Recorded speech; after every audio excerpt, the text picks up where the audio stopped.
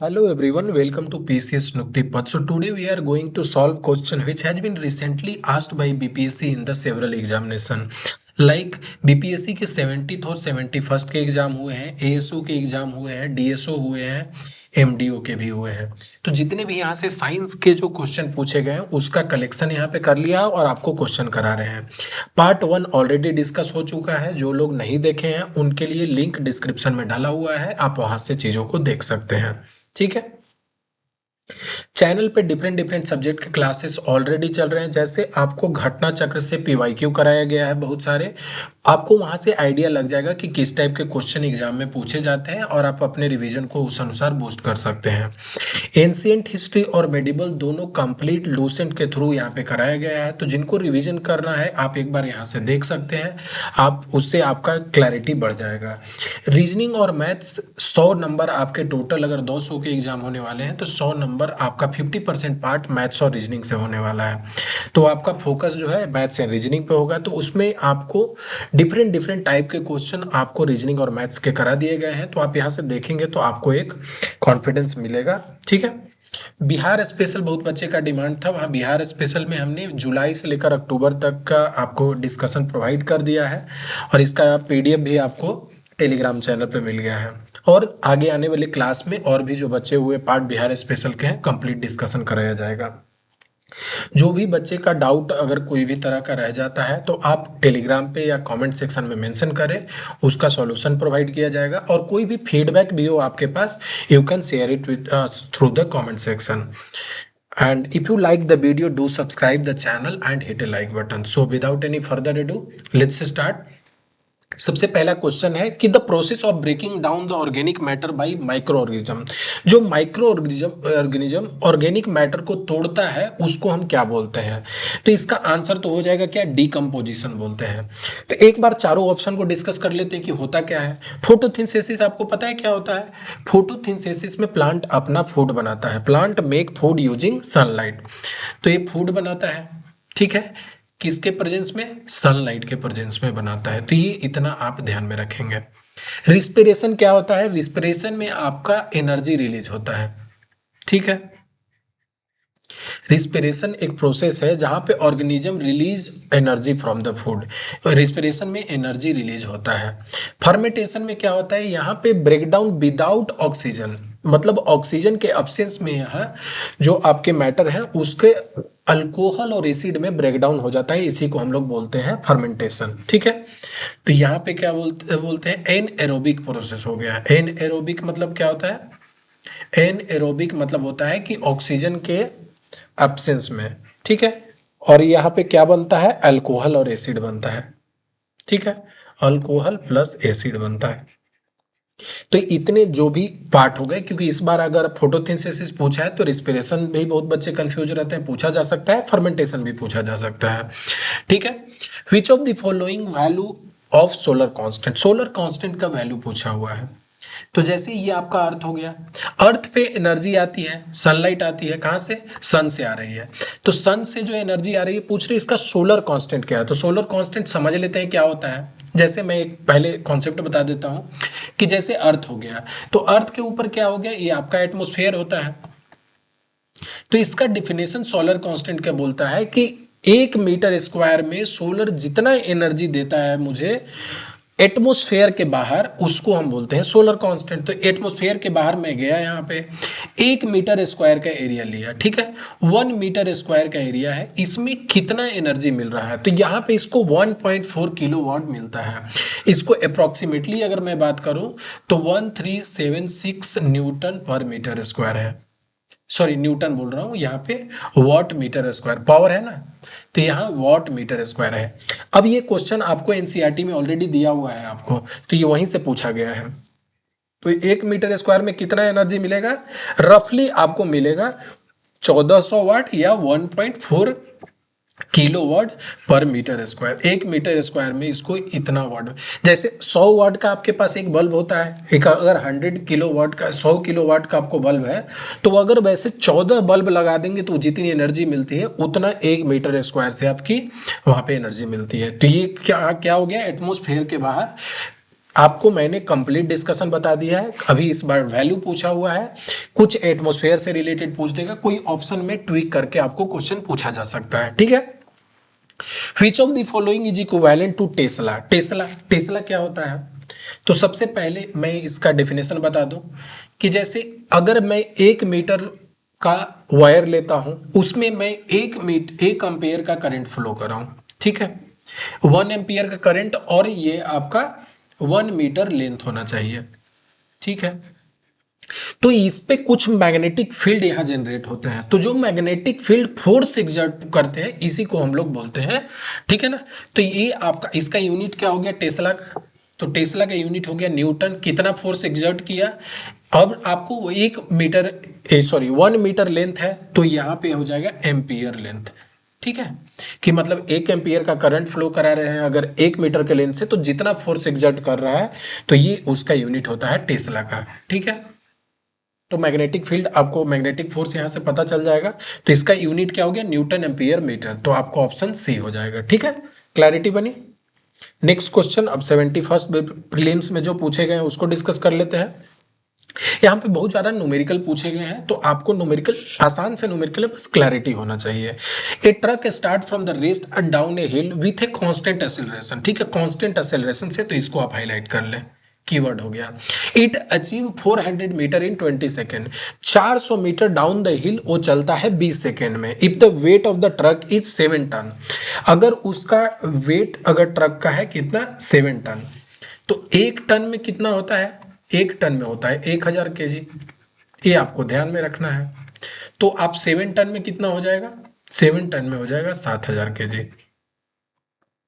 ये आपका इंफॉर्मेशन हो गया, ठीक है।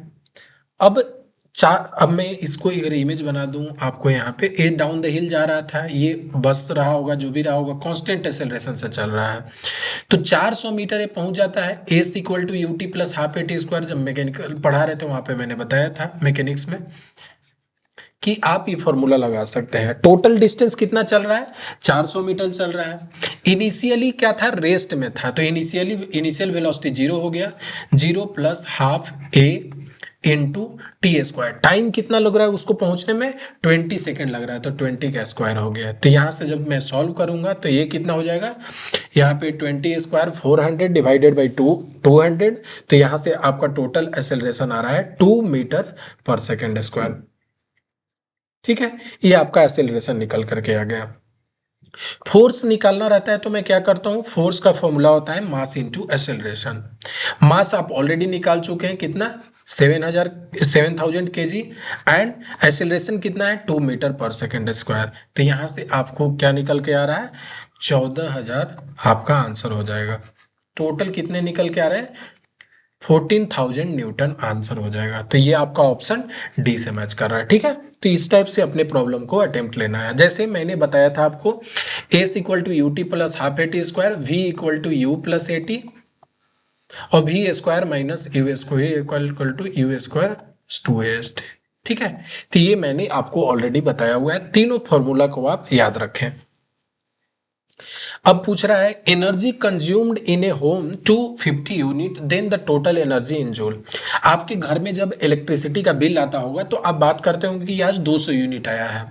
उसी तरह से यहाँ दिया हुआ है कि 250 यूनिट यहाँ पे इलेक्ट्रिसिटी लग रहा है, ठीक है। अब ये मैंने जब घटना चक्र से करा रहा था तो वहां पे आपको बताया था कि कॉमर्शियल यूनिट क्या होता है? कॉमर्शियल यूनिट जो होता है किलोवाट आवर होता है, मतलब वो एक यूनिट में कितना होता है? तो मैं यहाँ पे बता दूं 1 यूनिट में कितना होता है? किलोवाट आवर, किलोवाट आवर, ठीक है। अब 1 किलो में कितना होगा? किलोवाट, तो किलो लगा हुआ है तो मैं यहाँ पे 1000 लगा देता हूं, इनटू वाट दिया हुआ है, और एच आवर दिया। आवर को अगर मैं सेकंड में कन्वर्ट करूंगा तो कितना हो जाएगा? 3600 सेकंड। तो टोटल यहाँ से 1 किलो वाट आवर में आपको कितना निकल करके आ जाएगा? तो 36 और यहाँ पे 50, 4 5, ठीक है। इसको मैं क्या लिख सकता हूँ? 3.6 इंटू 10⁶ लिख सकता हूँ उसके बाद, ठीक है। तो इतना मेरा क्या आ रहा है? इतना जूल आ रहा है, इतना मेरे पास टोटल एनर्जी हो गया, ठीक है, राइट। एक यूनिट में आपको 3.6 इंटू 10⁶ जूल आ रहा है। आपको कितना यूनिट बोल रहा है? 250 यूनिट बोल रहा है। तो मैं एक यूनिट का पता है तो मैं 250 का निकाल लूंगा। 250 इंटू 3.6 इंटू 10⁶। तो इसको आप मल्टीप्लाई करेंगे 250 को 3.6 से, तो कितना हो जाएगा? 250 इंटू 3.6, तो आपको यहाँ से आ जाएगा 900। ठीक है, इंटू 10⁶। कोई ऑप्शन मैच कर रहा है? हाँ, 9 के फॉर्म में लिखा हुआ है तो मैं लिख सकता हूँ 9 इंटू 10⁸। तो इसका आंसर आपको यहाँ से क्या हो जाएगा? यहाँ से ऑप्शन सी मैच कर रहा है। ठीक है, राइट। तो आपको इस टाइप से प्रॉब्लम को अटेम्प्ट लेने हैं। Next question. We apply a force of 200 Newton on a wooden box and push it on the floor at constant velocity. Then the marginal friction force will be. पूछ रहा है कि marginal friction force कितना लगेगा। तो सबसे पहले मैं एक वुडन बॉक्स बना देता हूँ, इसको मैं नीचे रख दिया, इस पे मैंने 200 किलो न्यूटन का फोर्स लगाया, 200 न्यूटन का फोर्स लगाया। ठीक है, 200 न्यूटन का यहाँ पे फोर्स लगाया। एक और चीज यहाँ पे दिया हुआ है कांस्टेंट वेलोसिटी। अगर वेलोसिटी कांस्टेंट है मतलब कि मेरा v जो है वो कांस्टेंट है, वेलोसिटी चेंज नहीं होता है। एक्सेलरेशन क्या होता है? एक्सेलरेशन होता है rate of change of velocity equal to acceleration, जिस रेट से वेलोसिटी चेंज कर रहा है। अगर वेलोसिटी चेंज ही नहीं कर रहा है, दैट मीन्स कि आपका एक्सेलरेशन क्या हो जाएगा? जीरो। यहाँ तक सबको समझ में आ रहा होगा आई होप। अब मेरा एक्सेलरेशन जीरो है, इसका मतलब कि जो नेट फोर्स इस पे लग रहा है क्या होना चाहिए? नेट फोर्स जो लग रहा है मास इनटू एक्सेलरेशन होना चाहिए। और यहाँ पे एक्सेलरेशन मेरा जीरो है तो नेट फोर्स यहाँ पे जीरो आ रहा है। तो 200 किलो न्यूटन का अगर मैंने फोर्स लगाया है, अगर यहाँ पे नेट फोर्स जीरो होना है तो 200 किलो न्यूटन का फ्रिक्शनल फोर्स अपोजिट डायरेक्शन में लगेगा, राइट। ये मेरा हो गया opposite directional friction force.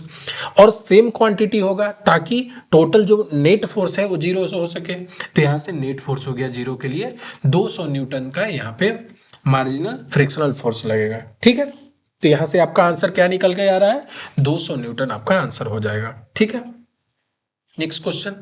The potential energy of the freely falling body continuously decrease.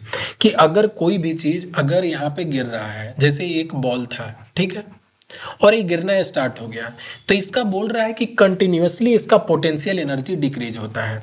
मैंने पोटेंशियल एनर्जी क्या बोला था? Potential energy equal to mgh, कि जैसे जैसे हाइट कम रहा है तो पोटेंशियल एनर्जी कम हो रहा है। कैनेटिक एनर्जी क्या बताया था आपको? Half mv²। ठीक है, और आपको टोटल एनर्जी क्या बताया था? बस इसी का अंडरस्टैंडिंग आपको लगेगा, potential energy plus kinetic energy. ठीक है, अब जैसे जैसे बॉल नीचे आ रहा है तो पोटेंशियल एनर्जी, हाइट कम रहा है तो मेरा पोटेंशियल एनर्जी कम हो रहा है, लेकिन बॉल का स्पीड बढ़ते जा रहा है, जिसका मतलब कि यहाँ पे काइनेटिक एनर्जी बढ़ते जा रहा है। तो पोटेंशियल एनर्जी कम हो रहा है जबकि और क्या हो रहा है? यहाँ पे काइनेटिक एनर्जी बढ़ रहा है। दैट मीन्स कि ओवरऑल अगर बात करें तो टोटल एनर्जी यहाँ पे कांस्टेंट रहने वाला है। ठीक है, इतना क्लैरिटी अगर कॉन्सेप्ट है तो क्वेश्चन बन जाएगा। बोल रहा है पहला कि principal of conservation of energy is violated. बिल्कुल भी नहीं, कि जैसे जैसे पोटेंशियल एनर्जी कम रहा है तो काइनेटिक एनर्जी तो बढ़ रहा है, तो that will balance it out, so there is no problem in that. The principle of conservation energy is not violated. ठीक है, बोल रहा है कि प्रिंसिपल ऑफ कंजर्वेशन एनर्जी है यहाँ पे वायलेट नहीं हुआ है, तो ऑफकोर्स एक करेक्ट स्टेटमेंट है क्योंकि वायलेट हुआ ही नहीं है। टोटल एनर्जी कांस्टेंट होता है, पोटेंशियल एनर्जी मेरा कम रहा है, काइनेटिक एनर्जी बढ़ रहा है, तो यहाँ से आपका आंसर क्या हो जाएगा? यहाँ पे ऑप्शन बी हो जाएगा। नेक्स्ट क्वेश्चन को करते हैं। A pair of oxen exert a force of 140 newton. एक बैल का जो जोड़ा होता है जिससे हम लोग क्या प्लॉव करते हैं, प्लॉविंग के समय जोतते समय 140 न्यूटन का बैल फोर्स लगा रहा है। ठीक है, and the field plough is 15 metre long. 15 metre का एक लंबा स्ट्रेच ऑफ लैंड है जिसको वहां पे प्लॉव करना है।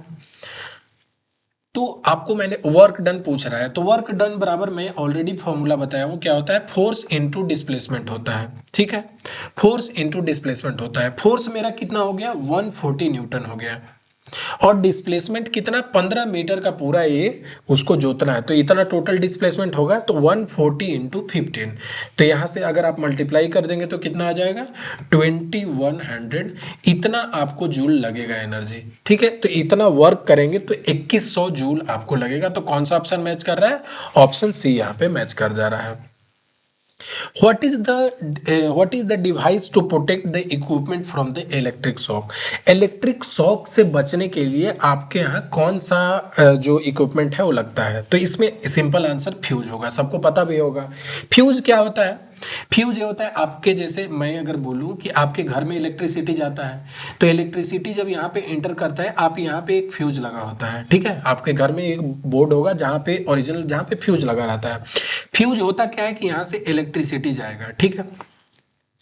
आपके घर में जब इलेक्ट्रिसिटी बहुत ज़्यादा अचानक से पहुंच जाएगा, तो उस केस में क्या होता है कि जैसे एक छोटा सा वायर कनेक्टेड होगा, अगर आपने देखा होगा तो एक पतला सा वायर यहाँ से आपको कनेक्टेड होता है, ठीक है। ये जो आपका मेन कनेक्शन हो गया, ठीक है, और यहाँ पे एक पतला सा वायर कनेक्टेड रहता है और इससे करंट फ्लो हो रहा होता है। अगर अचानक आपका इलेक्ट्रिसिटी बढ़ जाता है, इंक्रीज कर जाता है, उस केस में क्या होगा, ये हीटिंग इफेक्ट के कारण यहाँ से ब्रेकडाउन हो जाएगा, ये मेल्ट हो जाएगा। इसके बाद अब यहाँ से इलेक्ट्रिक करंट फ्लो नहीं कर पाएगा, ठीक है। तो इलेक्ट्रिक शॉक से बचने के लिए, अब क्योंकि करंट अगर इधर उधर जाने लगे, इलेक्ट्रिक शॉक होने लगे, अगर कोई जो है ज़्यादा करंट फ्लो होने लगे, उससे बचने के लिए अपना जो जितने इक्विपमेंट भी लगे होते हैं, जैसे बल्ब, पंखा, जो भी लगा हुआ, उसको बचाने के लिए क्या यूज करते हैं? फ्यूज का यूज करते हैं, ठीक है। तो इसका आंसर हो जाएगा A. PH value of 0.1 normal HCl, ठीक है, NaCl, तो 0.1 नॉर्मल HCl, दोनों एक साथ लिख दिया। 0.1 नॉर्मल HCl दिया हुआ है, उसका आपको पीएच बताना है। पीएच निकालने का एक सिंपल सा मेथड होता है। पीएच के लिए हम क्या करते हैं? पीएच मुझे जब निकालना होता है तो मैं एक फॉर्मूला बता रहा हूं, इसको ध्यान में रखना है, -log H, ठीक है, ए इसका कंसंट्रेशन हो गया। तो यहाँ पे इस वैल्यू में पुट कर देंगे तो पीएच निकल जाएगा। आपको H प्लस का कंसंट्रेशन ऑलरेडी दिया हुआ है, NaCl है, तो HCl है, तो HCl में कितना दिया हुआ है? तो यहाँ पे आपको हो गया कितना? 0.1। अगर आपने मैथमेटिक्स थोड़ा बहुत भी पढ़ा है तो इसको सॉल्व कर लेंगे। 0.1 को 10⁻⁻1 लिख सकते हैं, और लेकिन अगर -1 कुछ पावर में रहता है लॉग के अंदर में तो बाहर चला आएगा, तो -1 इंटू -1 log 10 का वैल्यू कितना होता है? 1। तो यहाँ से आपका पीएच का वैल्यू टोटल निकल करके आ रहा है 1। तो इसका आंसर क्या हो जाएगा? 1।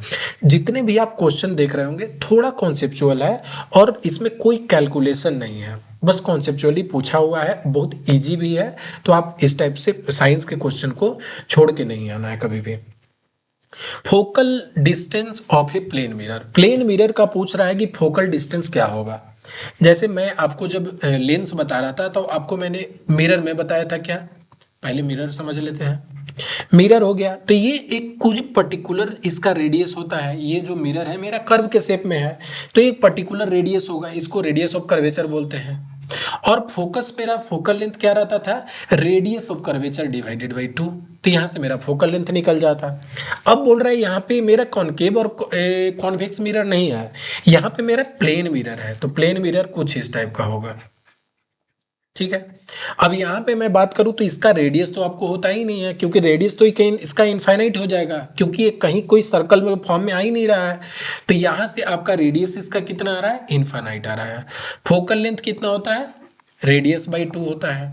अगर आप इन्फिनिटी बाई 2 भी करेंगे तो क्या आएगा? इन्फिनिटी ही आएगा, ठीक है। तो यहाँ से इसका आंसर क्या होना चाहिए? ऑप्शन डी होना चाहिए। इजी सा सवाल था।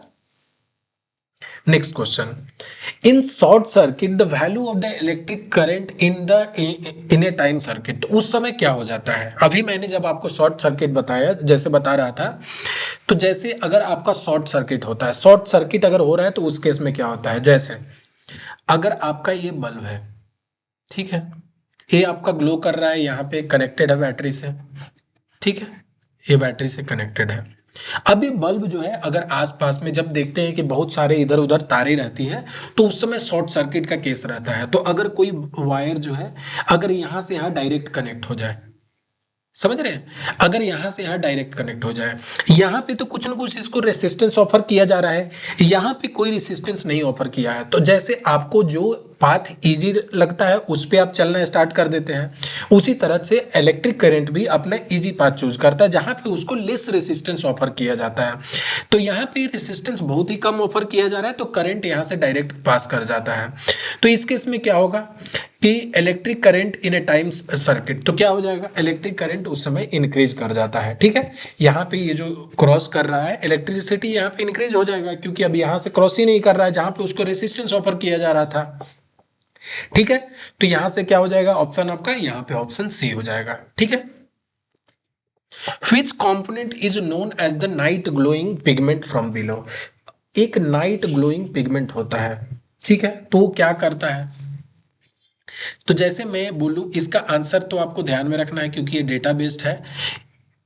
यूरोपियन डॉप्ड स्ट्रोनियम एल्यूमिनेट होता है, इसका आंसर तो ये हो गया। एक्चुअली में ये होता क्या है, कैसे वर्क करता है, क्योंकि आप थोड़ा सा स्टोरी ध्यान में रखेंगे तो चीज़ों को याद करने में, लिंक करने में आसानी होती है। तो जैसे नाइट ग्लोइंग मतलब कि रात में ग्लो करता है, जैसे दिन में वो मैटर जो कोई भी अगर मटेरियल है आपका, कोई एक पर्टिकुलर मटेरियल का अगर बना हुआ है तो ये दिन में एनर्जी स्टोर कर लेता है। ठीक है, लाइट से ये एनर्जी स्टोर कर लेता है, और जैसे ही डार्कनेस होता है उसके बाद it start emitting the light, उसके बाद ये लाइट देना स्टार्ट कर देता है, इट स्टार्ट ग्लोइंग। तो उसी के कारण इसको बोलते हैं हम लोग नाइट ग्लोइंग पिगमेंट। तो कौन सा आंसर हो जाएगा, यूरोपियन डोप्ड स्ट्रोंशियम एल्यूमिनेट। ठीक है, तो ये एक पर्टिकुलर आपको एलिमेंट है, आपको ध्यान में रखना है कौन सा, स्ट्रोंशियम एल्यूमिनेट जो है आंसर हो जाएगा। यूरोपियन डोप्ड, डोपिंग क्या होता है कि जैसे कोई भी, जैसे अगर आपको मैं एग्जांपल बता दूं, डोपिंग मतलब कि कुछ इम्प्योरिटी को ऐड करना।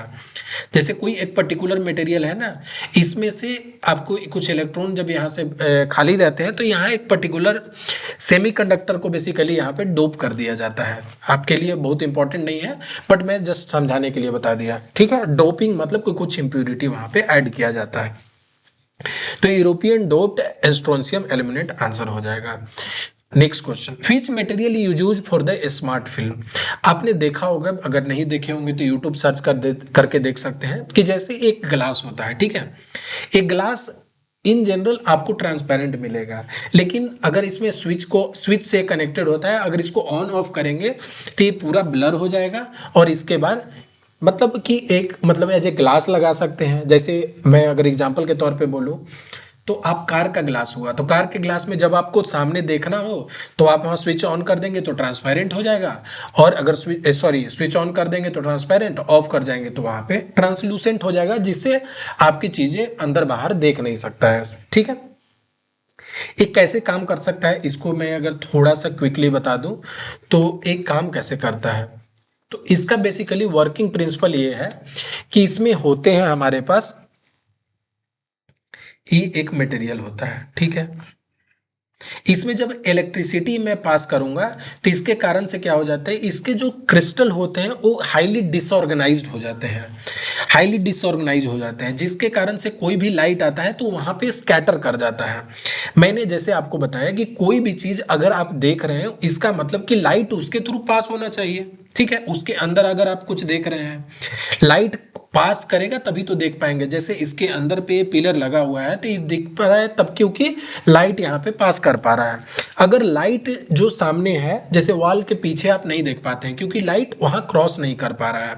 उसी तरह से क्या होता है कि ये जो ग्लासेस हुए, इसमें जो क्रिस्टल के बने हुए रहते हैं, पहले जब इस आप स्विच ऑन कर दिएगा तो क्रिस्टल यहाँ पे ऑर्गेनाइज हो जाते हैं, जिसके कारण लाइट क्रॉस करता है वहाँ पे। जैसे ही स्विच ऑफ करेंगे तो जितने लाइट यहाँ पे है वो जो हाईली जो क्रिस्टल इसके हैं हाईली डिसऑर्गेनाइज हो जाते हैं, जिसके कारण से लाइट वहाँ पे स्कैटर कर जाता है। लाइट पड़ा इधर स्कैटर कर गया, जितने भी क्रिस्टल है वहाँ से लाइट स्कैटर कर जाता है, जिसके कारण से क्या होगा, वो वहाँ पे ट्रांसलूसेंट हो जाएगा या ओपेकनेस आ जाता है। ठीक है, आपको क्लैरिटी मिल गई कि क्या होता है। अब किस मटेरियल का, ये मैंने स्टोरी के लिए बता दिया क्योंकि चीज़ें याद करने में आसानी रहती है इससे, क्यों आपको अब समझ में आ गया। यूट्यूब पे जाके देख लेंगे, कुछ गूगल से आप इसके बारे में सर्च कर लेंगे, इंटरेस्टिंग चीज़ है। ठीक है, अब ये इस पे कौन सा मटेरियल, कौन सा फिल्म जो ग्लास में यूज किया जाता है, तो इसमें कौन सा फिल्म यूज किया जाता है, इससे फ्रॉस्टनेस हो जाता है, तो इसका आंसर हो जाएगा आयोडीनियम टीन ऑक्साइड। ठीक है, इंडियम टीन ऑक्साइड इसका आंसर हो जाएगा। ठीक है, तो आप बोल सकते हैं कि इलेक्ट्रिसिटी जब इससे क्रॉस करते हैं तो शॉक लगेगा, नहीं, बहुत माइनर इलेक्ट्रिसिटी 12 से 24 वोल्ट का डीसी करंट इसमें पास किया जाता है, जिससे आपको कुछ इम्पैक्ट नहीं होने वाला है, ठीक है। तो कभी हो सकता है कि इससे रिलेटेड कुछ क्वेश्चन पूछते तो आपको ये चीजें यहाँ से इस वे में उसको ले सकते हैं, ठीक है। आपको समझ में आ गई कि एक जो हाईली स्मार्ट जो ग्लासेस होते हैं वो कैसे वर्क करते हैं, ठीक है। नेक्स्ट क्वेश्चन में चलते हैं। Which metal compound is use for the treatment of carcinoma, ठीक है। ये कौन सा मेटल जो है यहाँ पे यूज होता है, ठीक है। इसमें होता है प्लेटिनम यूज। प्लेटिनम इसमें बेसिकली ये क्या करता है, इसमें क्रॉस लिंकेज होता है डीएनए का, और इसमें इसमें जो इसका रिप्लिकेशन होता है ना, इसको यहाँ पे रोक देता है। तो इसका आंसर क्या हो जाएगा, प्लेटिनम, ठीक है। सिंपल सा सवाल था जिसमें आपको ये डेटा ध्यान में रखना चाहिए कि कौन सा मेटल होगा, तो यहाँ पे प्लेटिनम कंपाउंड हो जाएगा आंसर। तो मेटल कंपाउंड प्लेटिनम यूज कर किया जाता है कार्सिनोमा के लिए, ठीक है। इसमें क्या होता है ना, वो डीएनए का जो क्रॉस पैकेजिंग कर देता है, जिसके कारण से चीजें स्प्रेड नहीं हो पाती हैं, ठीक है। तो ये बेसिकली एक कैंसर ट्रीटमेंट में भी यूज होता है, ठीक है। तो ये आपको समझ में आ गया। विच of the compound is use in the contraceptive पिल, जो कॉन्ट्रासेप्टिव पिल जो होता है टू प्रिवेंट द प्रेग्नेशन, ठीक है ना, प्रेग्नेंट होने से प्रिवेंट करने के लिए उसमें कौन सा यूज होता है, लेवोनोग्रेस्ट्रोल यूज करते हैं, ठीक है। तो इसका आंसर हो जाएगा बी। ये सब जितने भी आपको क्वेश्चन है ये फैक्चुअल बेसिस पे है, तो इनको आपको डेटा याद रखना पड़ेगा, जो भी आपको मेमोरी में इसको फिक्स करना पड़ेगा। Why while is not stored in the galvanised iron, galvanised iron में क्यों हम लोग तेल को नहीं रखते हैं, रीजन बीइंग, जैसे मैं अगर मेरे पास कोई एक गैल्वेनाइज्ड आयरन का पॉट है, आयरन का पॉट होता है, इस पे क्या होता है, जिंक की कोटिंग की रहती है, ठीक है। ये ऊपर से इसको जिंक की कोटिंग रहती है, उसी को गैल्वेनाइज्ड आयरन बोल देते हैं, ठीक है। अब इसमें जिंक की कोटिंग है और इसमें मैंने ऑयल रख दिया, ठीक है। तो इससे क्या होता है, मॉइस्चर, और इसमें जो वाइल में क्या होते हैं कि मॉइस्चर, वाइल में कुछ तो मॉइस्चर होंगे, मॉइस्चर हो गए, या आप इसके फ्री फैटी एसिड जो होते हैं, फ्री फैटी एसिड यहाँ पे रिएक्ट कर जाते हैं ऑयल के साथ, और यहाँ पे क्या होंगे, कोरोजन स्टार्ट हो जाता है, ठीक है। और यहाँ पे जो भी एक टॉक्सिक कंपाउंड भी बनता है, तो इन चीजों से आप इस चीजों को समझ सकते हैं, ठीक है। तो it produces the toxic compound, बिल्कुल सही बात है। It reduce the quality of oil, हाँ बिल्कुल, क्योंकि रिएक्शन हो रहा है तो उसका जो ऑयल का क्वालिटी होगा वो भी डिग्रेड कर जाएगा, एंड कोरोजन भी वहां पे देखने को मिलेगा। तो इसका आंसर क्या हो जाएगा, इसका आंसर ऑल द अबव हो जाएगा। Next question, which compound is use to increase the octane rating, octane rating को आपको यूज करने के लिए कौन सा कंपाउंड यूज किया जाता है, तो इसमें हम लोग यूज करते हैं टेट्रा इथाइलेट, ठीक है। इसका आंसर सी हो जाएगा, ठीक है। हम लोग क्यों ऐड करते हैं इसको, थोड़ा सा अगर इसके बैकग्राउंड को समझ ले। ऑक्टेन रेटिंग, ऑक्टेन रेटिंग इसलिए ऐड किया जाता है ताकि आपका नॉकिंग ना हो। नॉकिंग क्या होता है कि अनकंट्रोल्ड फायरिंग, अगर जैसे अगर आपने थोड़ा बहुत भी कंबसन पढ़ा होगा, ठीक है, क्योंकि यहाँ इतने हमारे पास टाइम नहीं है कि इसको अभी यहाँ पे एक्सप्लेन किया जाए, बट मैं फिर भी बता दूं कि जैसे आपका ये क्या होता है ना, ये जैसे पिस्टन लगा हुआ है, ठीक है, यहाँ पे फायरिंग होता है, ये ऊपर नीचे करता है, ये जो पिस्टन है ना ये ऊपर नीचे करता है, जिससे ये आपको सर्कल में रोटेट करता है, जो कि अगेन ये आपको एक्सेल से कनेक्टेड होता है, जिसके कारण से गाड़ी आगे फॉरवर्ड मूव करती है। तो यहाँ जो फ्यूल हमारे पास आता है, ये फ्यूल का फायरिंग होता है। जब अनकंट्रोल्ड फायरिंग हो जाए, ठीक है, तो जहाँ पे एक पिंगिंग आवाज आता है, डिफरेंट काइंड ऑफ साउंड आपको कभी कभी गाड़ी में देखने को मिलेगा, उसी को बोलते हैं नॉकिंग प्रॉब्लम, ठीक है। नॉकिंग प्रॉब्लम होता है। यहाँ पे आप देख रहे होंगे ये क्या है, कंट्रोल यहाँ पे फायरिंग हो रहा है, ठीक है। जो फ्यूल और एयर, बेसिकली क्या होता है यहाँ पे, एयर और फ्यूल का मिक्सचर हो रहा होता है, ठीक है। एयर एंड फ्यूल का जो मिक्सचर होता है ये कंट्रोल्ड वे में होता है, किसके कारण से, ऑक्टेन रेटिंग के कारण से, ठीक है। तो ऑक्टेन रेटिंग के लिए कौन सा कंपाउंड ऐड किया जाता है, टेट्राइथाइलिन, ठीक है। तो ये आपका आंसर हो गया। मैंने इसलिए यहाँ पे डायग्राम रखा था ताकि आप कुछ चीज़ों को रिकॉल करने में कि ध्यान रखें कि यहाँ अनकंट्रोल्ड फायरिंग होता है तो उसको नॉकिंग बोलते हैं, और उसको कंपाउंड को चेक में रखने के लिए हम लोग क्या ऐड करते हैं, ऑक्टेन रेटिंग ऐड करते हैं फ्यूल में, ठीक है। Next question, full form of PHBV, ये बायोडिग्रेडेबल पॉलीमर है। तो इसका आपको फुल फॉर्म बताना है, तो इसमें तो कुछ किया नहीं जा सकता है, इसमें तो आपको रटना ही पड़ेगा, रट्टाफिकेशन चलेगा। तो इसका आंसर क्या हो जाएगा, पॉली हाइड्रोक्सी ब्यूटेराइट और हाइड्रोक्सी वेलेरेट। ठीक, इसका आंसर हो जाएगा सी। ठीक है। 139 hormone are secreted by, hormone जो है किसके द्वारा सिक्रेट होता है। ठीक है, इसका आंसर करना है आपको। यहाँ पे बहुत बच्चे गलती किए हैं, उसका रीजन है, उसमें क्या इसका रीजन हो जाएगा। सबसे पहले इसका आंसर आप बताएं, तो इसका आंसर हो जाएगा डी, एंडोक्राइन ग्लैंड। हमारे पास दो तरह के ग्लैंड होते हैं, एक होता है एंडो और दूसरा होता है, एक जैसे कहा हो गया एंडोक्राइन ग्लैंड हो गया और एक्टोक्राइन ग्लैंड हो गया। ठीक है, तो इंडो और एक्टो। तो आपको यहाँ पे ये बताना है कि जब कोई भी मेरा जैसे जो भी हार्मोन है डायरेक्ट ब्लड में रिलीज होता है तो क्या बोलते हैं, एंडोक्राइन ग्लैंड। और अगर कोई डक्ट में रिलीज होता है तो उसको क्या बोलते हैं, एक्सोक्राइन ग्लैंड। ठीक है, ठीक है। तो अब जैसे मैं यहाँ पे आपको एक होमवर्क दे रहा हूँ, क्या है, एंडोक्राइन ग्लैंड आपको डायरेक्ट बॉडी में वो डायरेक्ट ब्लड में वहाँ पे रिलीज होता है हार्मोन, और जो ग्लैंड के थ्रू होता है उसको क्या बोलते हैं, एक्सोक्राइन। तो एक्सोक्राइन मैंने यहाँ पे लिखा भी हुआ है। ठीक है, एक्सोक्राइन हो गया। एक्सोक्राइन को क्या बोलेंगे, ए डक्ट में होता है। आपको क्वेश्चन यहाँ से कभी कभी पूछा जाता है कि विच of the following is ductless gland. तो डक्टलेस क्या हो गया, डायरेक्ट ब्लड में करता है, तो मेरा एंडोक्राइन ग्लैंड हो गया, डक्टलेस हो गया। ठीक है, अब आपको आंसर करना है कि कौन सा ग्लैंड है जो एंडोक्राइन और एक्सोक्राइन दोनों है। ठीक है, इसका आप कमेंट सेक्शन में मेंशन करें कि विच of the gland is both exocrine and endocrine. इसका आप कमेंट सेक्शन में आंसर करें, मास्टर ग्लैंड। ठीक है, तो आगे बढ़ते हैं। Next question, which of the following term characterize the interaction between the Herpes simplex virus and human।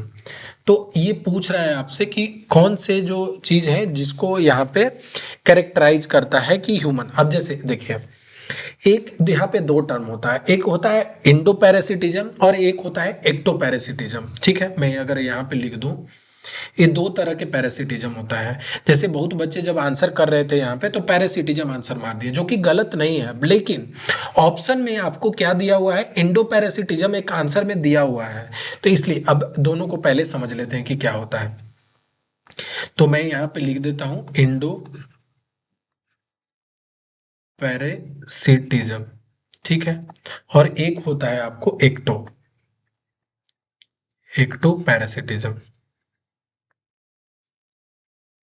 ठीक है, एक्टो में क्या हो गया, आपके बॉडी, इंडो में क्या हो गया, आपको बॉडी के अंदर। ठीक है, तो बॉडी के अंदर कैसे क्या हो गए, जैसे वायरस हो गए। ठीक है, तो वायरस बैक्टीरिया जो बॉडी के अंदर होते हैं वो आपके इंडो पैरासिटिज्म हो गए। एक्टो पैरासिटिज्म का एग्जांपल जैसे बेड बग जो खटमल होता है, तो वो क्या हो गया, एक्टो पैरासिटिज्म हो गया, जो बॉडी के बाहर में रहता है, एक्टोपैरासिटिज्म। और एग्जाम्पल जैसे बहुत लोग को सर में जुए हो जाते हैं, वो भी क्या हो गया, एक्टोपैरासिटिज्म हो गया। तो जो आपके बॉडी के बाहर होता है, पैरासाइट जो दूसरे से खुद का भोजन लेता है, तो इंडोपैरासिटिज्म और एक्टोपैरासिटिज्म। यहाँ पूछ रहा है वायरस, तो वायरस क्या हो गया, वायरस आपको इंडोपैरासिटिज्म हो गया। ठीक है, तो आपको समझ में आ गया चीजें कि क्या है। आई होप सबको क्लैरिटी बना होगा। Next question. Which of the following immunoglobulin is the first to be produced in response to infection? तो कौन सा ये यहाँ पे रिलीज होता है, ये एक बहुत ही इंपॉर्टेंट क्वेश्चन है, इसको पहले डिस्कस कर लेते हैं अच्छे से। देखिए 5 टाइप के यहाँ पे हमारी एंटीबॉडीज बनते हैं। ठीक है, एंटीबॉडी रिलीज होते हैं, जैसे एक हो गया IgA, IgD, IgE, IgG और IgM, अलग अलग टाइम पे ये प्रोड्यूस होते हैं। ठीक है, अब IgA कहाँ होता है, secreted into mucus saliva and tear. तो ये क्या हो गया, कोलोस्ट्रम। कोलोस्ट्रम क्या होता है, जब जब बच्चा जब 2 से 3 दिन के बाद माँ का दूध जो पीता है उसको कोलोस्ट्रम बोलते हैं, जो कि बहुत ही ज़्यादा इनरिचिंग होता है। तो ये कोलोस्ट्रम ये किस समय सेक्रेट होता है, IgA होता है। ठीक है, IgD क्या हो गया, IgD क्या हो जाता है, बी सेल रिसेप्टर होता है, simulate the release of IgM। IgE कब होता है? जब एलर्जी के केस में आईजीई होता है, ठीक है, तो आप ध्यान में रखना है। प्रोसेसिस प्लेसेंटा, जो बच्चा जो होता है जब छोटा होता है उस समय वो प्लेसेंटा से मदर से कनेक्टेड होता है, ठीक है। तो उस प्लेसेंटा को क्या करता है? तो बाइंड टू फैगोसाइट, फैगोसाइट मतलब मारने के लिए, main blood antibody for the secondary response. तो यहाँ पे कौन सा होता है? आईजीजी होता है। आईजीएम में क्या होता है? ये प्राइमरी रिस्पॉन्स हो गया, जो कि इम्यून सिस्टम मेमोरी आपको आईजीएम से रिलेटेड है, ठीक है। तो ये 5 तरह के एंटीबॉडी आपको जनरेट होते हैं। तो आपको आंसर क्या करना है? Which class of immunoglobin globulin first to be produce in response to an infection. तो इन्फेक्शन के समय आपका कौन रिस्पॉन्स होता है? तो इन्फेक्शन के समय कौन हो जाएगा? आईजीएम हो जाएगा। देख लीजिए यहाँ पे इम्यूनिटी के लिए है ना, तो इन्फेक्शन उसको मारने के लिए आपको कौन यहाँ पे हो जाएगा? इसके लिए आईजीएम हो जाएगा। तो इसका आंसर हो जाएगा आईजीएम। आप क्या ध्यान में रख सकते हैं? यहाँ से 2 चीजें, आईजीए ध्यान में रख सकते हैं और आईजीई दोनों पूछता है, और उसके बाद आईजीएम ऑलरेडी पूछा गया है। तो आप यहाँ से 2-3 चीजों को रिकॉल कर सकते हैं। The biological membrane are composed of, जो बायोलॉजिकल मेम्ब्रेन है वो किस चीज से बने हुए रहते हैं? जैसे lipid and protein in varying combination which specific to each specific cell type and organelle, ठीक है। तो आंसर तो यही होगा, लिपिड और प्रोटीन का होते हैं, ठीक है, इन वैरिंग कॉम्बिनेशन। तो इसका एक बार इसमें क्या होता है, ये जो आप देख रहे हैं कि ये लिपिड्स होते हैं दोनों साइड में, ठीक है, ये लिपिड हो गए दोनों साइड में, कनेक्टेड होते हैं किससे? प्रोटीन से डिफरेंट डिफरेंट शेप में कनेक्टेड होते हैं, ठीक है। तो ये आपका सेल मेम्ब्रेन हो गया। तो यही तो क्वेश्चन में पूछा हुआ था कि बायोलॉजिकल जो मेम्ब्रेन होते हैं are composed of lipid and protein in the various combination, ठीक है। यही चीज यहाँ पे मैंने दिखाया है कि ऊपर दोनों आप देख रहे हैं मोजिक के शेप में है, इसलिए इसको मोजिक मॉडल भी बोलते हैं। ये आपको दोनों साइड में मोजिक के शेप में यहाँ पे क्या होता है? लिपिड होता है, और बीच में ये प्रोटीन से कनेक्टेड होता है, ठीक है। तो ये आपको ध्यान में रखना है। Which of the following is nonsense codon, ठीक है। कोडोन एक बार हम लोग अच्छे से इसको डिस्कस कर लेते हैं, बहुत ही इंपॉर्टेंट क्वेश्चन है, और इससे आपका हर तरह का कॉन्सेप्ट यहाँ पे क्लियर हो जाएगा, ठीक है। तो सबसे पहले हम लोग डिस्कस करते हैं, आपका सेल हो गया, ये आपका मैंने सेल बना दिया है। सेल में न्यूक्लियस हो गए, न्यूक्लियस में क्या होता है? डीएनए होता है, ठीक है। तो डीएनए क्या करता है? जब ये कोई भी बेसिक यूनिट होता है तो यहाँ पे क्या होता है? डीएनए अब ये मेरे एमआरएनए बनाता है, इसका कॉपी क्रिएट करता है, अपना खुद का कॉपी क्रिएट कर दिया, तो एमआरएनए हो गया, और इसको भेजता है, ठीक है। ये सेल के अंदर में, सेल के अंदर न्यूक्लियस है, न्यूक्लियर के अंदर डीएनए का कॉपी बना एमआरएनए, मैसेंजर आरएनए, और ये जाता है राइबोसोम्स के साथ, ठीक है। ये राइबोसोम्स के पास जाएगा, ठीक है। राइबोसोम से क्या होगा? अब जब मैं से इसके बाद का प्रोसेस बता दूं, ये आपको एमआरएनए यहाँ पे गया, राइबोसोम से दोनों साइड से कनेक्टेड हो गया, ठीक है। राइबोसोम से दोनों तरह से कनेक्टेड हो गया, दोनों साइड से राइबोसोम से कनेक्टेड हो गया, ठीक है। अब इसके बाद ये क्या करता है? प्रोटीन का सिंथेसिस करता है। तो यहाँ पे जो प्रोटीन बनने के लिए, अब यहाँ पे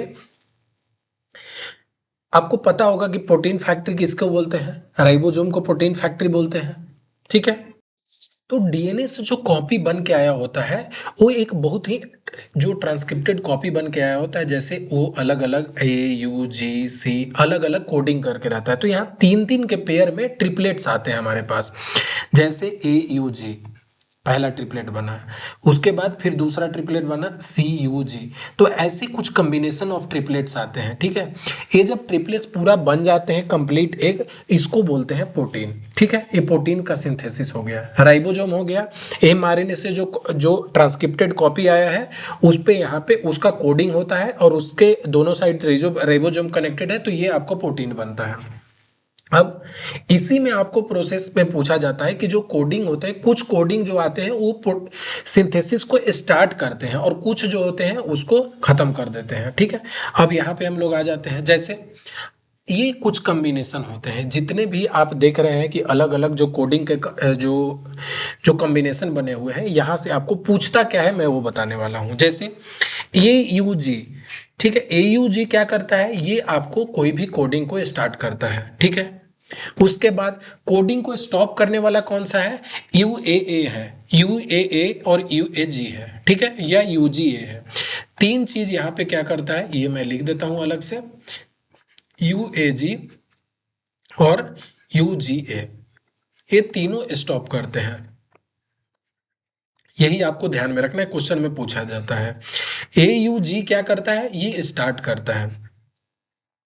जो आपकी कोडिंग स्टार्ट होती है जब mRNA से आपको जो कॉपी बन के आता है, और उसका जब कोडिंग बनता है दोनों साइड में राइबोसोम बन के, जो मैं बता रहा था कोडिंग एयूजी अलग अलग जो ट्रिपलेट का वो जो वहाँ पे कलेक्शन बनता है, एयूजी हुआ तो आपका कोडिंग स्टार्ट हो गया।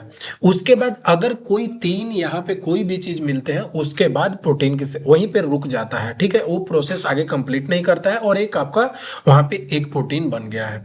अब इतना चीज अगर ये दो चीज समझ गए तो अब यहाँ पे आ जाइए, एयूजी हुआ तो आपका प्रोटीन बनना यहाँ पे स्टार्ट हो गया, अलग अलग बनते गया, उसके बाद आपका बन गया यूएए।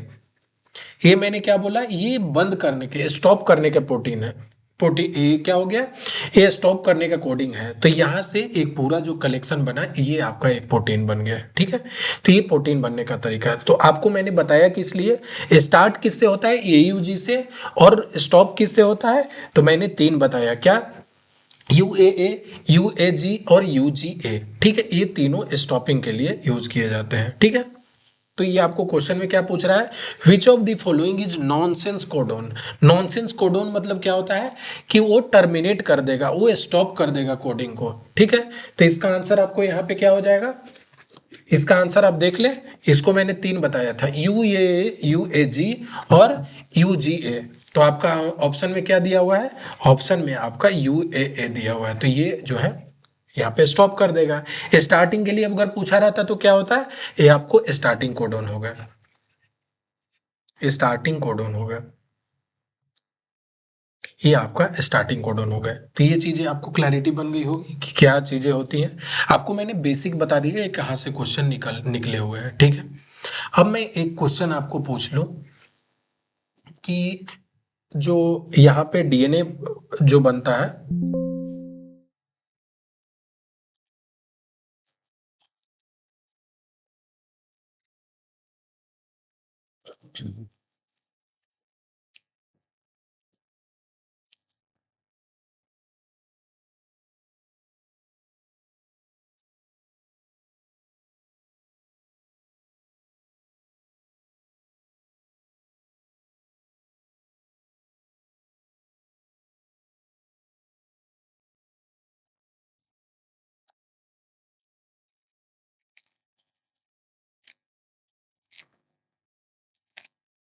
डीएनए से आरएनए में जब कन्वर्जन हो रहा होता है यहाँ पे, तो इसको क्या बोलते हैं, डीएनए से आरएनए। यहाँ पे ये भी क्वेश्चन निकलता है कि डीएनए से जब आरएनए बन रहा होता है, एमआरएनए बन रहा होता है, इसको क्या बोलते हैं हम, ट्रांसक्रिप्शन बोलते हैं, ट्रांसक्रिप्शन, ठीक है, ट्रांसक्रिप्शन। और जो आरएनए से आपको प्रोटीन बन रहा होता है, आरएनए से एमआरएनए ही आया था ना, उसके बाद ये प्रोटीन बन रहा था, तो आरएनए से जो प्रोटीन बनता है इसको हम लोग बोलते हैं ट्रांसलेशन, ठीक है।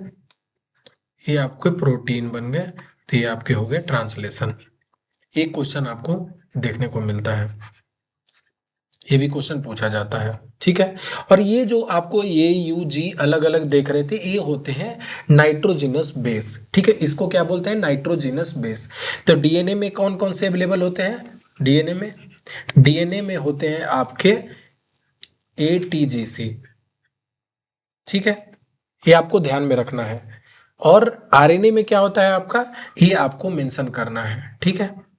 आरएनए में क्या डिफरेंट होता है वो आपको मेंशन करना है।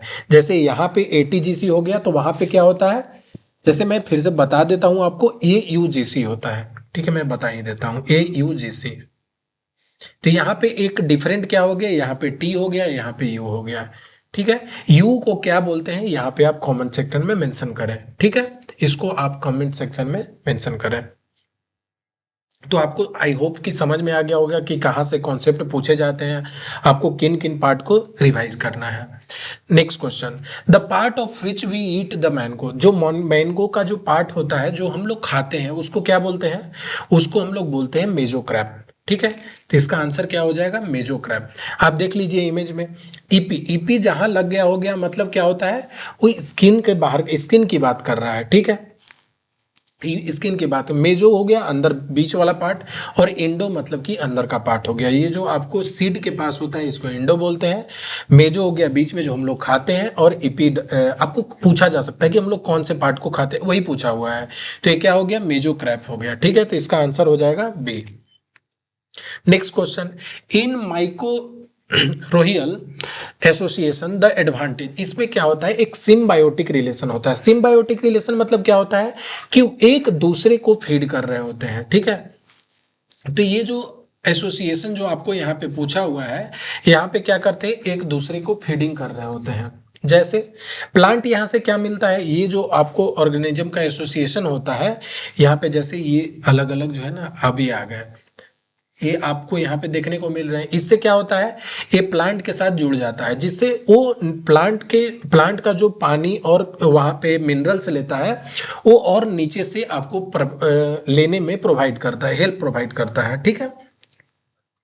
तो ये आपको क्या हो रहा है, प्लांट को पानी और मिनरल्स दोनों लेने में हेल्प प्रोवाइड कर रहा है, ठीक है। और ये फंगस को क्या प्रोवाइड करता है, फूड प्रोवाइड करता है, कार्बोहाइड्रेट और शुगर प्रोवाइड करता है। यही तो सिम्बायोटिक रिलेशन होता है ना, कि एक दूसरे के लिए म्यूचुअली बेनिफिशियरी होना चाहिए, ठीक है। तो इसका आंसर क्या हो जाएगा, इसमें आंसर आपका हो जाएगा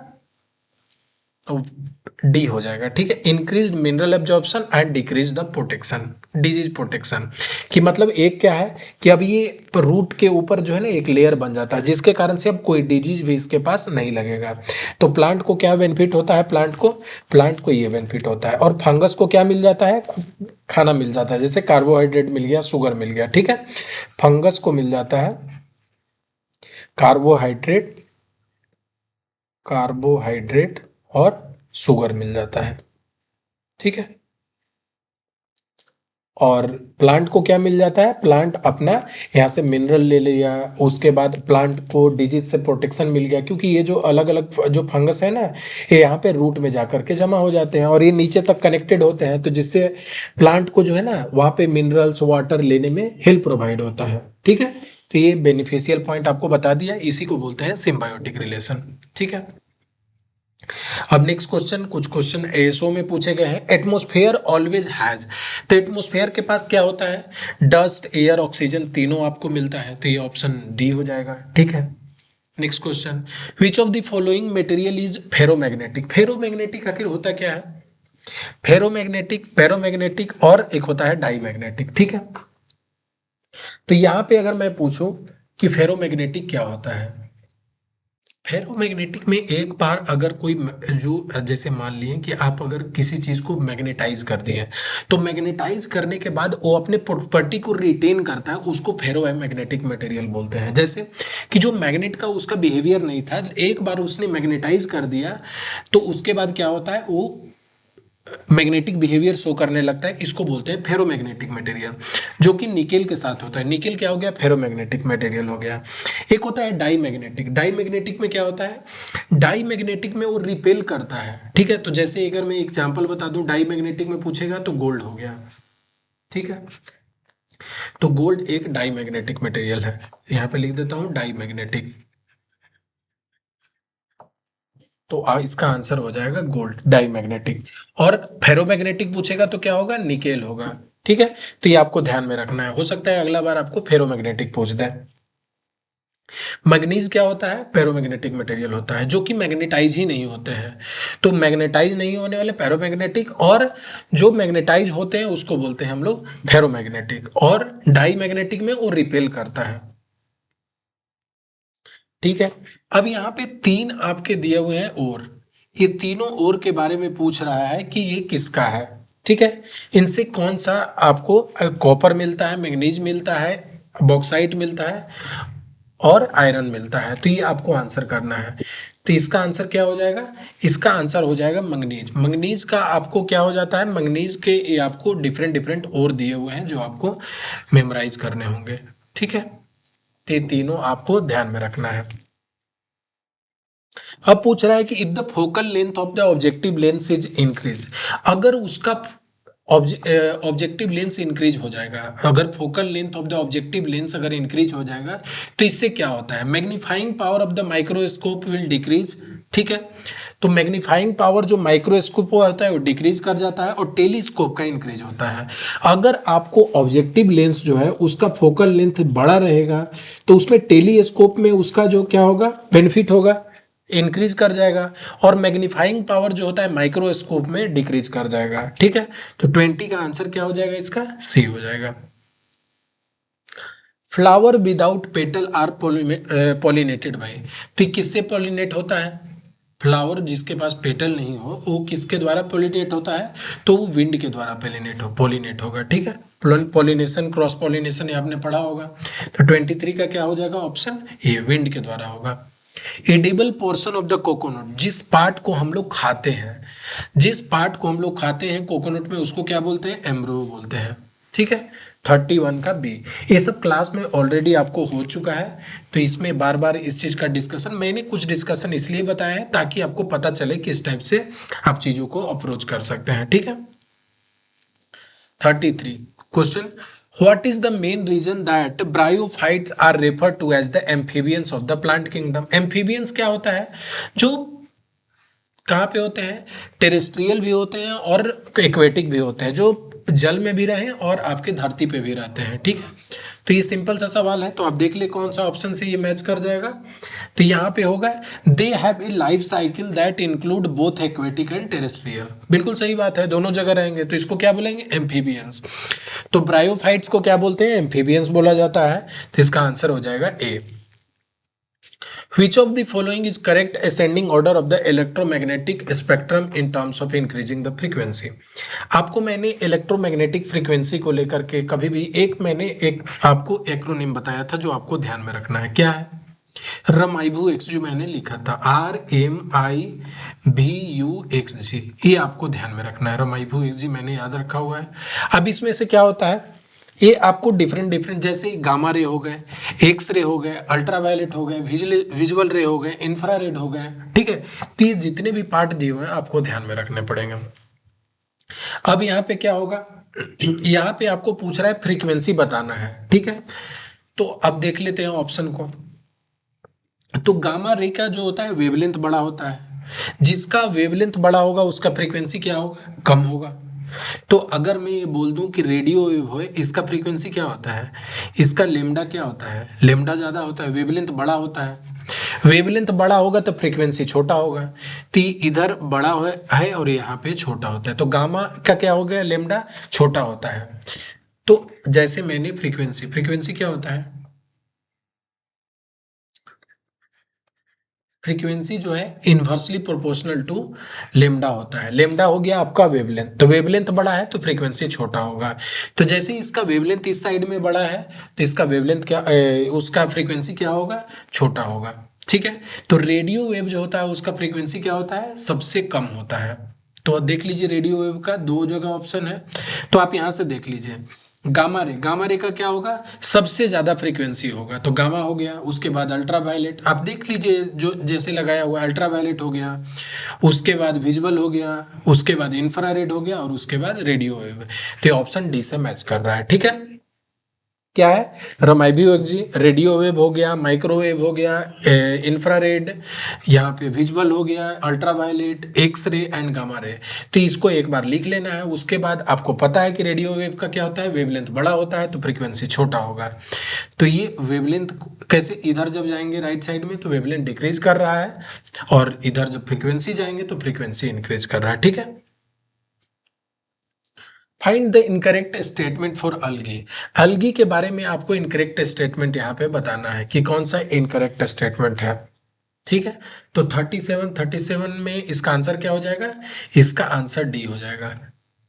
तो डी में क्या हो गया, mannitol is the food for the red algae, जो कि नहीं होता है। ठीक है, तो अलगी के लिए एक इनकरेक्ट स्टेटमेंट है।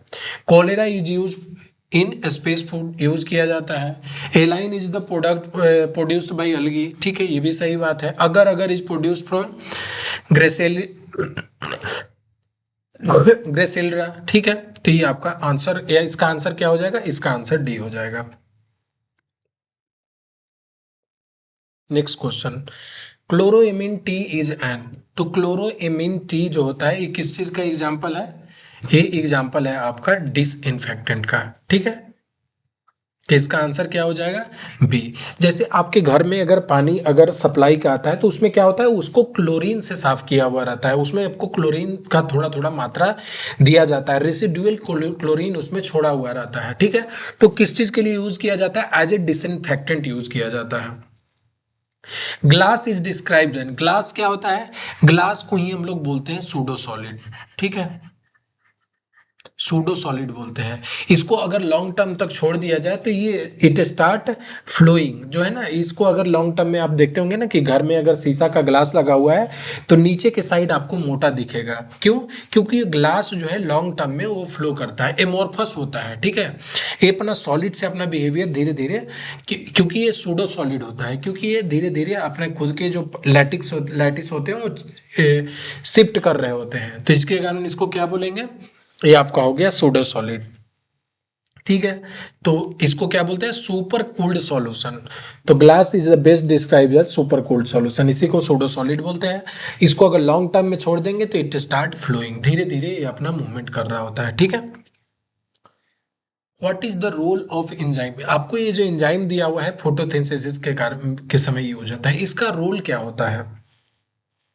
ठीक है, तो ये एक बेस प्रोवाइड करता है, तो इसका आंसर क्या हो जाएगा? It fixes the carbon dioxide to produce the carbohydrate, ठीक है। तो इसी का काम होता है क्या? एक कार्बन फिक्सेशन करता है, ठीक है, जिसमें क्या करता है? अटैच द 5 शुगर कार्बन यहाँ पे अटैच हो जाते हैं, ठीक है। तो इसका काम होता है कार्बन फिक्सेशन, ये आपको ध्यान में रखना है, कार्बन फिक्सेशन, ठीक है। Next question, which of the following statement is true regarding the apical dominance in the plant, apical dominance क्या होता है प्लांट में, उस पे आपको बता रहा है, ठीक है। तो इसका आंसर क्या होगा? इसका आंसर आपको हो जाएगा removal of the apical blood promote the lateral bud growth, ठीक है। अब एपिकल, जैसे आपको मैंने एपिकल मेरिस्टेम बताया था, जबकि ये क्या होता है कि प्लांट का जो ऊपर का पार्ट ग्रो होता है एपिकल मेरिस्टेम हुआ, ठीक है।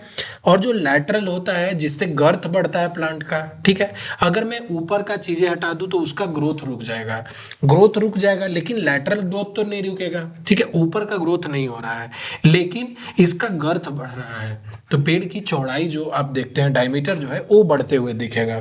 तो removal of the apical birds promote the lateral bud growth, ठीक है, जो इनका गर्थ जो है उसके बाद बढ़ने बढ़ने चालू हो जाता है, ठीक है। तो इसका आंसर क्या हो जाएगा? Removal of the apical bud promote the lateral growth, ठीक है। इसी को बोला जाता है क्या? Statement is true regarding the apical dominance in plant. The chemical behaviour of atom is mostly determined by, chemical behaviour अगर आपको पता करना हो तो किससे पता चलता है? वैलेंस इलेक्ट्रॉन से पता चलता है, ठीक है, कि कितनी उसकी वैलेंसी है, कितना इलेक्ट्रॉन फ्री है जो दे सकता है या कितना वो रिसीव कर सकता है अपने ऑक्टेट को कंप्लीट करने के लिए। तो इसका क्या हो जाएगा answer? Valence electron. Litmus the pH indicator is obtain from which of the following, ठीक है। तो किससे जो है आपका पीएच इंडिकेटर ऑब्टेन होता है, इसका सोर्स पूछ रहा है, ठीक है।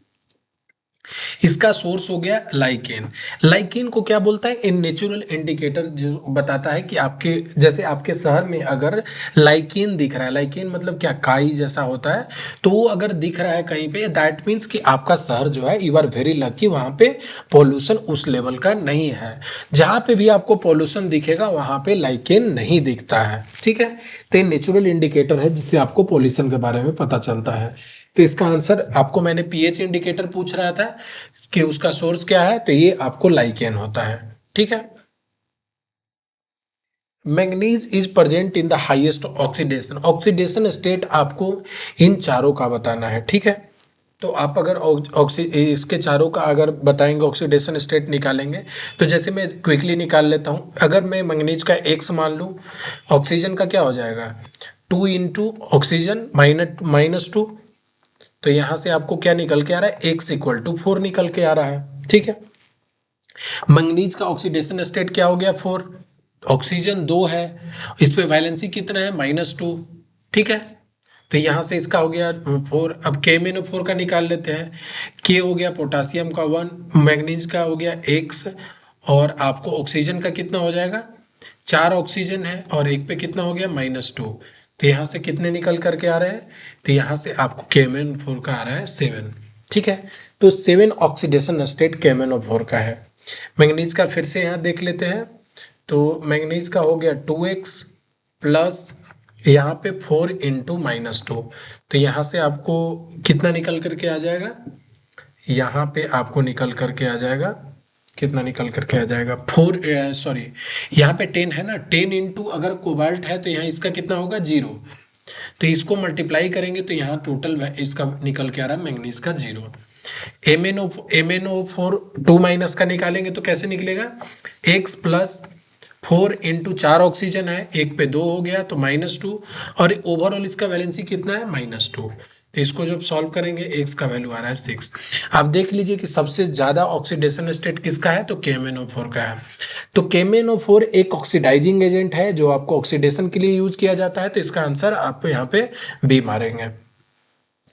इन angiosperm xylem is made of, तो एंजियोस्पर्म में जो जाइलम है वो किस चीज का बना होता है, ठीक है, तो वो बना होता है ट्रैकिएट्स, वेसल्स एंड फाइबर का। ठीक है, तो ये आपको ध्यान में रखना है, ये आपको क्लास में ऑलरेडी डिस्कशन हो चुका है। Why is grafting not possible in the monocot, monocot में क्या होता है कि ग्राफ्टिंग नहीं होता। ग्राफ्टिंग क्या होता है, आप देख रहे हैं ना, जैसे पेड़ को एक काट दिया और दूसरी पेड़ का एक तना यहाँ पे, उसको यहाँ पे ग्राफ्टिंग किया जाता है। ठीक है, इससे क्या बनता है, इससे जैसे दो पेड़ को कनेक्ट किया जाता है। ठीक है, तो आप देख रहे होंगे यहाँ पे, देख रहे हैं ना, इस पे यहाँ पे ग्राफ्टिंग किया हुआ है।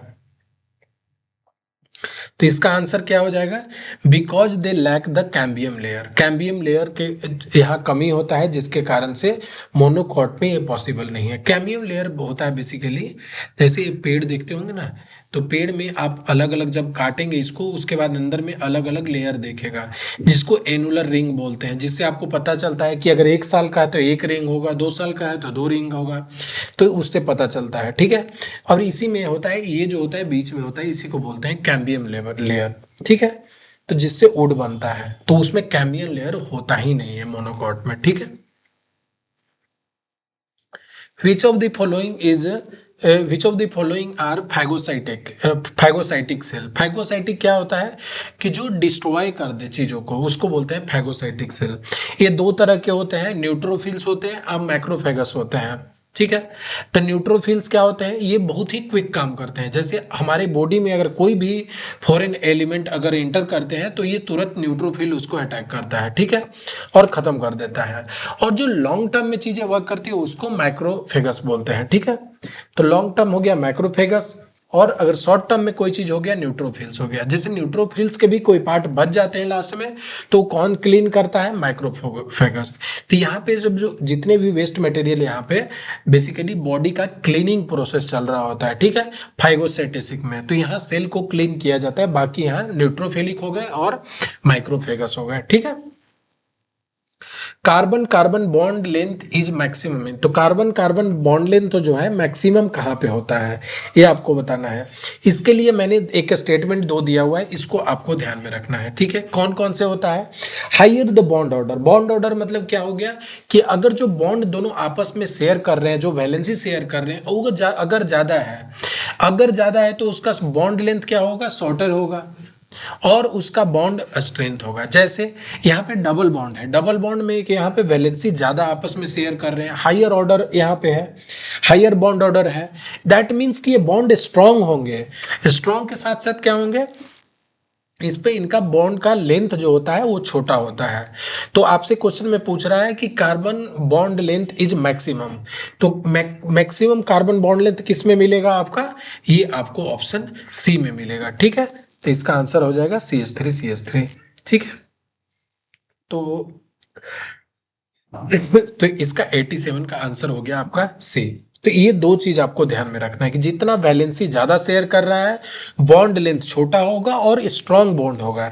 इसमें अगर बात करें तो बॉन्ड लेंथ क्या होगा, छोटा होगा बट स्ट्रांग होगा, क्योंकि यहाँ पे बॉन्ड ऑर्डर ज्यादा है, क्योंकि वैलेंसी दोनों आपस में कार्बन एटम ज्यादा शेयर कर रहे हैं। ठीक है, next question, which of the following is use to make the rocket propellant. Rocket propellant पे कौन कौन से जो आपके यूज होते हैं फ्यूल, उसका नाम दिया हुआ है। क्या हो गया, N2H4 बिल्कुल यूज होता है, ऑक्सीजन भी यूज होता है और हाइड्रोजन भी यूज होता है। तो तीनों का मिक्सचर यूज होता है, तो इसका आंसर क्या हो जाएगा, ऑल द अबव। ठीक है। Nymph is the young stage of, nymph जो यंग स्टेज में किनको बोला जाता है, ठीक है।